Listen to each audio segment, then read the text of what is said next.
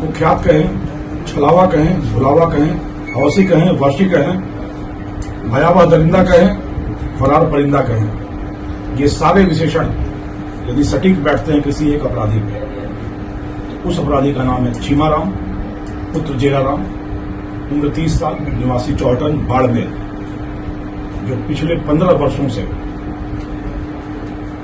जहर के व्यापार का, नशे की तिजारत का बेताज बादशाह और स्वयंभू सरगना बन बैठा था, जिसकी गिरफ्तारी पर 1 लाख रुपए का इनाम घोषित था, जो पिछले 6 वर्षों से पूरे राज्य की पुलिस की आंखों में धूल झोंक कर अपने साम्राज्य के विस्तार में लीन था। 15 वर्षों के आपराधिक करियर में कम से कम 1.5 दर्जन मुकदमे जिस पर दर्ज हैं, मेवाड़ से लेकर मारवाड़ से लेकर मध्य प्रदेश तक नशे के कारोबारियों में जिसकी टूटी बोलती रही, जिसकी हनक सर चढ़कर बोलती रही, उस अपराधी का नाम है चीमाराम। कम से कम आधा दर्जन बार पुलिस पर फायरिंग करना, चाहे सुमेरपुर में हो, चाहे नागाना में हो, चाहे धोरीमन्ना में हो, आधा दर्जन बार पुलिस पे फायरिंग करके बच निकलने में कामयाब। एक ऐसा दुस्साहसी कर्तव्यबाज ड्राइवर जो एक बहुत बड़ा एसेट था, निधि था इन नशे के व्यापारियों के लिए। कहानी फिर वही सांचे में ढली एक ही खान से निकले हुए खोटे सिक्के। पढ़ाई में मन लगा नहीं, पर महत्वाकांक्षा हिलोरे मारती रही, दुस्साहस परवान चढ़ता रहा। 5वीं तक पढ़ाई करके छोड़ दी। आवारा घूमते पुत्र को पिता ने ट्रैक्टर चलाना सिखाया, और पुत्र के अरमान कुछ और ही थे। ट्रैक्टर से खेत कम जोतता, कलाकारी और कर्तव्य ज्यादा दिखाता। ट्रैक्टर छोड़ाकर पिता ने पानी का टैंकर चलाने में लगाया बाड़मेर। तो बाड़मेर की सड़कों पर भी टैंकर उसी खतरनाक अंदाज में कर्तव्यबाजी के साथ चलाता रहा। लोग दांतों तले उंगलियां दबाते रहे और नशे के कारोबारी अपने आंखों में उसको बसाते रहे। नगद में चढ़ा नशे के व्यापारियों के तो उस समय के कुख्यात तस्कर बिरमाराम, खरताराम, कोसलाराम, ओम प्रकाश, हरीश, भेराराम, सब इसके दीवाने हो गए। और आपको यह जानकर हैरत होगी कि नीलामी की बोलियां लगती थी चीमाराम को अपने साथ रखने के लिए। एक ट्रिप के 20,000 रुपए से लेकर 1 लाख रुपए तक इसको दिए जाते थे, क्योंकि अपनी खतरनाक और कुशल ड्राइविंग से कभी भी पुलिस के हत्थे नहीं चढ़ता था। तरीका वारदात इसका यह रहा कि हमेशा किसी सरगना के साये में रहा। मध्य प्रदेश और राजस्थान की सीमा नीमच, मंदसौर और चित्तौड़ से नशे की खेप लाना और स्वयं उस गाड़ी में न बैठकर आगे चलती गाड़ी में बैठना, खुद चलाना और पुलिस को यह आभास देना कि इसी गाड़ी में नशे का सामान है। और फिर पुलिस पीछा करती रहती और चीमाराम हाथ से निकल जाता। यदि गिर जाता, ट्रिगर हैप्पी चीमाराम सीधी फायरिंग करता था और बच निकलने में कामयाब हुआ। करीब आधा दर्जन बार इसी तरीके से बच निकलने में कामयाब हुआ। और इसी ड्राइविंग के बलबूते पर नशे का इसने बड़ा साम्राज्य, बड़ा कारोबार स्थापित किया। पिछले 1 वर्षों से जब से इसको भी यह खबर लगी कि सेक्युलर टीम इसके पीछे हाथ धोकर पड़ी है, तो यह जान बचाने की जुगत में लग गया और इसने घर छोड़कर सड़कों पर अपनी जिंदगी बसा ली। ड्राइविंग का शौकीन तो था ही, ट्रकों पर सवारी करके पूरा 1 वर्ष इसने ट्रकों पर काटा। ट्रकों में बैठकर दक्षिण भारत तक जाता, वहां से लौटते हुए नीमच मंदसौर के इलाके में थोड़ी देर के लिए रुकता, अपनी नशे की खेप लेता, छलावे की तरह यहां आता और बुलावे की तरह गायब हो जाता। यह सिलसिला लगातार चलता रहा। यह सेक्युलर टीम का आज तक का सबसे लंबा ऑपरेशन है, जो करीब 1 वर्ष तक चला। 6 बार छकाकर 7वीं बार में सफलता दी चीमाराम ने पुलिस को। गृह प्रवेश के मौके पर पुलिस वहां घेरा डालकर बैठी रही। नहीं आया। 3 पुत्रियों का पिता चीमाराम जब चौथी बार में पुत्र पैदा हुआ तो उम्मीद थी कि यहां जरूर आएगा। तो सांचौर के अस्पताल से लेकर घर तक पुलिस ने छद्म जाल बिछा रखा और वहां भी नहीं पहुंचा। कभी नागपुर के इलाके में ट्रक पर दबिश दी जाती रही, कभी नीमच के होटल में दी जाती रही, कभी गुजरात में दी जाती रही।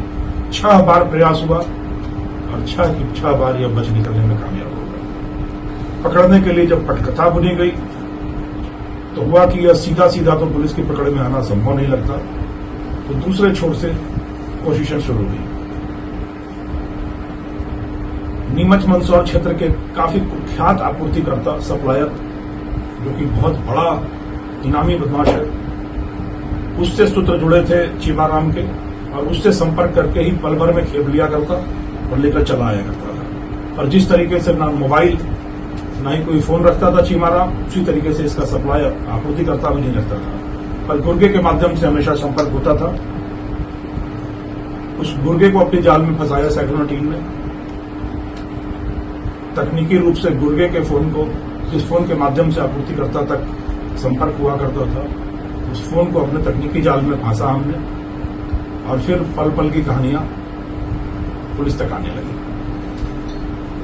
जब यह सूचना आई कि बगलौर के आसपास एक ट्रक में बैठा है चीमाराम और वहां से मारवाड़ के लिए प्रस्थान कर चुका है, तो महाराष्ट्र सीमा से पीछा करना शुरू किया सैकड़ों टीम ने। एक बड़ा दुरूह कार्य था उस ट्रक को की पहचान करना, चिन्हित करना जिस ट्रक में बैठा हो।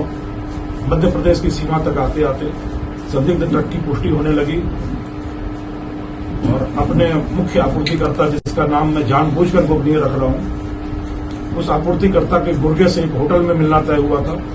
ट्रक से उतरकर वो होटल में उतरकर चाय पी रहा था और ट्रक कहीं दूर इंतजार कर रहा था और गुर्गे के लोग बनकर हमारी टीम वहां होटल में पहुंची और वहां पर चाय पीता चीमाराम पुलिस के हत्थे चढ़ गया, सेक्युलर टीम के हत्थे चढ़ गया।